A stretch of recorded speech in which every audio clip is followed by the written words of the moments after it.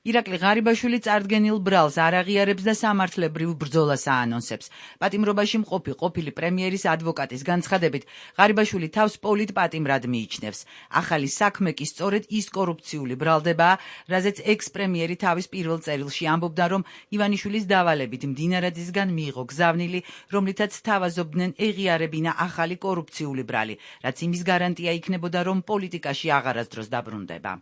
მან განაცხადა, რომ მის მიმართ წარდგენილი ბრალი არის აბსურდი, ამის შესახებ მისთვის ცნობილი გახდა და მიხვდა, რომ აი ამდაგვარ რაღაცას უმზადებდნენ, მას შემდეგ რაც ეს შემონათვალი იყო და წერილი, რომელიც მან გამოაქვეყნა, შესაბამისად თქვენ დასვით ასეთი კითხვა, რომ აბა რითი ეს ყველაფერი გაპირობებული და მისი ცალსახა პოზიცია გააცხადებს და გიცხადებს და ალბათ კიდევ თვითონაც გააცხადებს შემდგომში, რომ ეს არის პოლიტიკური დევნა მის მიმართ, ზუსტად შინაარსი იქ ჩაწერილი. ეს ირაკლი ღარიბაშვილი არის მე როგორც ადვოკატს მიმაჩნია, ის არის პოლიტიკური პატიმარი და